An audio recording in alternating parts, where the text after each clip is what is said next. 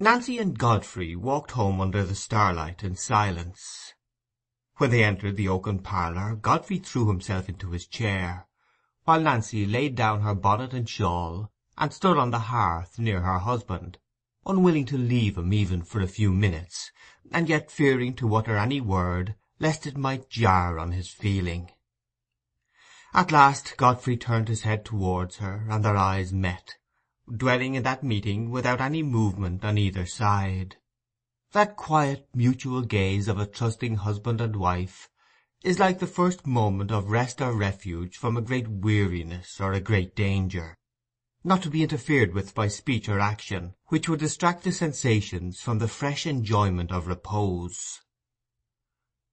But presently he put out his hand, and as Nancy placed hers within it, he drew her towards him and said, "That's ended." She bent to kiss him, and then said, as she stood by his side, "Yes, I'm afraid we must give up the hope of having her for a daughter. It wouldn't be right to want to force her to come to us against her will.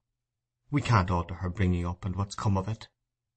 "No," said Godfrey, with a keen decisiveness of tone, in contrast with his usually careless and unemphatic speech. "There's debts we can't pay like money debts, by paying extra for the years that have slipped by. While I've been putting off and putting off, the trees have been growing. It's too late now. Marner was in the right in what he said about a man's turning away a blessing from his door. It falls to somebody else. I wanted to pass for childless once, Nancy. I shall pass for childless now, against my wish." Nancy did not speak immediately, but after a little while she asked, "You won't make it known, then, about Eppie's being your daughter?" "No. Where would be the good to anybody? Only harm. I must do what I can for her in the state of life she chooses.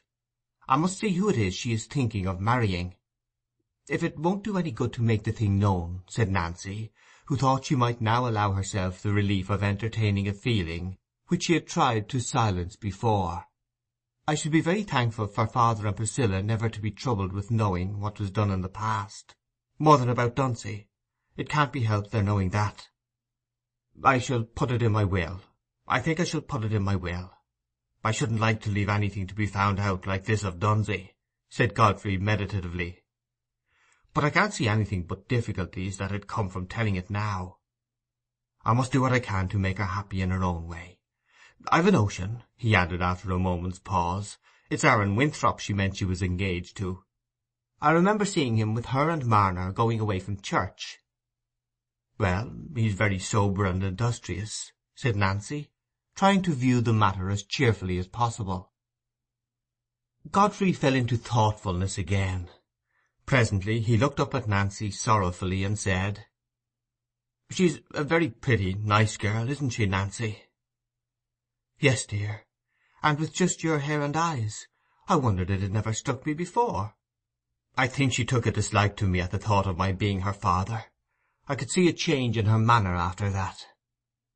"She couldn't bear to think of not looking on Marner as her father," said Nancy, not wishing to confirm her husband's painful impression.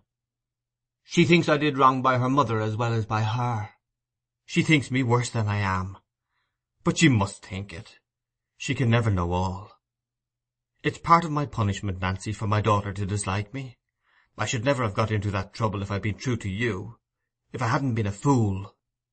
I'd no right to expect anything but evil could come of that marriage. And when I shirked doing a father's part too." Nancy was silent. Her spirit of rectitude would not let her try to soften the edge of what she felt to be a just compunction. He spoke again after a little while, but the tone was rather changed. There was tenderness mixed with the previous self-reproach. "And I got you, Nancy, in spite of all. And yet I've been grumbling and uneasy because I hadn't something else, as if I deserved it." "You've never been wanting to me, Godfrey," said Nancy, with quiet sincerity. "My only trouble would be gone if you resigned yourself to the lot that's been given us." "Well, perhaps it isn't too late to mend a bit there, though it is too late to mend some things, say what they will." Chapter 20